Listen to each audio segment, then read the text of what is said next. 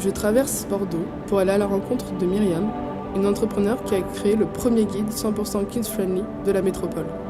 C'est son enthousiasme et sa vitalité qui m'ont donné envie de la découvrir, elle, son parcours, le déclic qui a donné un tournant à sa vie.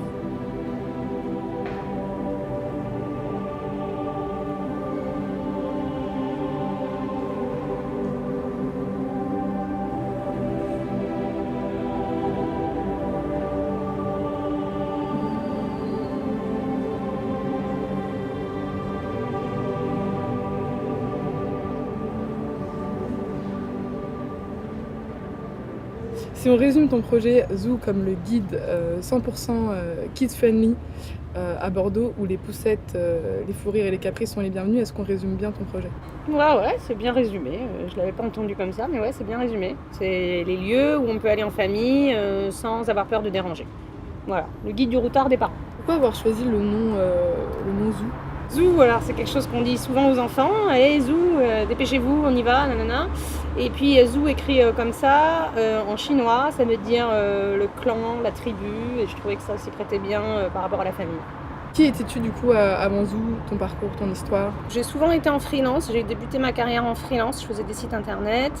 J'ai le goût d'entreprendre, ça c'est vrai. Tout le monde me le dit, toi je te vois bien entrepreneuse. Voilà. Donc oui, c'est quelque chose que j'aime bien. Ouais. C'est construire quelque chose de A à Z. Et même si par mon parcours j'ai été salariée, j'ai toujours intégré des boîtes, c'était que des créations de postes ou c'était en démarrage de société. Et c'est ça que j'aime bien en fait. Parce que ça permet de tout faire quand on est couteau suisse. J'ai travaillé un peu toujours dans le marketing et la communication. Dans des petites boîtes, dans des grosses boîtes, en freelance. Et je suis arrivée à Bordeaux il y a 6 ans en tant que salariée. Et après, en fait, au bout de quelques années, j'ai quitté Paris pour venir à Bordeaux pour fonder une famille.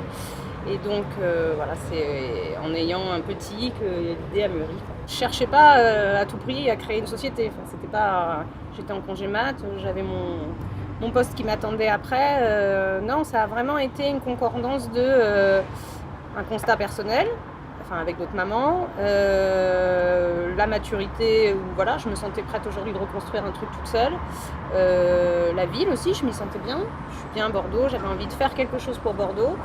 Et aussi, voilà, quand on a pas loin de 40 ans, qu'on vient d'être maman, on a envie de servir à quelque chose, quoi.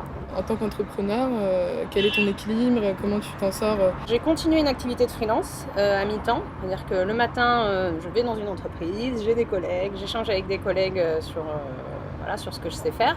Et puis l'après-midi, effectivement, je suis toute seule sur mon projet Zoo. Et autant au début, c'est bien. Moi, j'ai bien aimé, quand ça fait longtemps qu'on est salarié, de monter son bébé, faire tout de A à Z. Maintenant, au bout de la 2e édition, on va dire que là, la 2e édition va sortir à la rentrée. Mon but, c'est quand même, plus tard, de pouvoir être à plusieurs sur ce projet-là. Et si on revient sur ta première édition, ouais. Il y a eu quand même deux dates un peu phares. Ça correspond à la soirée de lancement, j'ai envie de dire, le goûter de lancement, parce que j'ai fait ça en après-midi forcément. Bah oui. C'est un guide familial. Donc dans le développement de Zoo, au début j'ai fait une campagne de crowdfunding et donc pour remercier tous les gens que je ne connaissais pas qui ont participé à cette campagne, je les ai invités au goûter de lancement.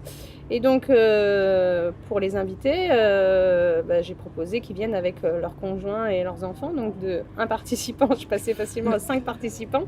Donc là j'ai dû limiter un petit peu le nombre d'invités. Donc ouais, un petit peu impressionnant déjà parce que j'avais tous ces exemplaires de Zoo autour de moi qui s'arrachaient un petit peu. Tout le monde voulait le voir, tout le monde le lisait, tout le monde venait me voir moi. Des gens qui venaient tous m'encourager, c'est génial ce que vous avez fait, ça manquait trop, comment on peut vous aider. J'ai été un peu prise de court. J'avais pas prévu de faire un discours, je l'ai pas fait d'ailleurs, mais j'étais un petit peu... Est-ce que à terme tu as une ambition à vouloir, pas qu'il devienne payant, mais faire que tu puisses vivre économiquement de ce guide, puisqu'actuellement c'est pas le cas. Pour le faire grossir vraiment, moi je veux pas le passer payant, parce que c'est d'autres circuits de distribution, puis je veux vraiment que ça reste un guide démocratisé, que tout le monde y ait accès, et voilà.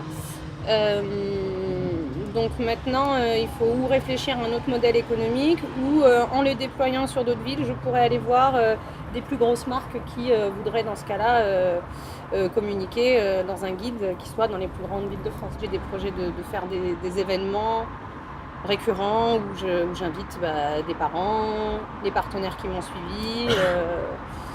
Ouais, finalement, le guide papier, ça peut être un premier support et puis ça rebondit après sur d'autres choses. Voilà. Une appli.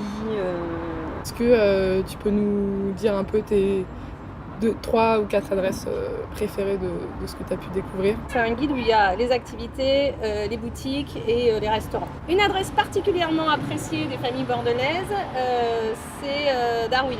Complexe éco-citoyen où on trouve à l'intérieur un coworking, une épicerie bio, un endroit où se restaurer bien sûr, des activités pour les enfants comme un skatepark, du roller derby, des graphes partout. Voilà. Là où on est là, Cap Science, qui est un peu la mini cité des sciences version bordelaise avec des expositions qui tournent tous les trimestres à peu près, et puis surtout plein d'ateliers qui sont moins connus, notamment dans le culinaire. Voilà, on peut aussi fêter son anniversaire ici. Puis une activité que j'ai testée il n'y a pas longtemps avec les enfants de mes copines, parce que voilà, je prends les enfants de mes copines aussi pour tester, c'est l'école du cirque. Voilà.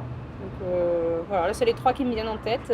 Il y en a d'autres, elles sont assez connues, il y en a d'autres plus confidentielles, mais pour ça il faut aller sur voir le guide.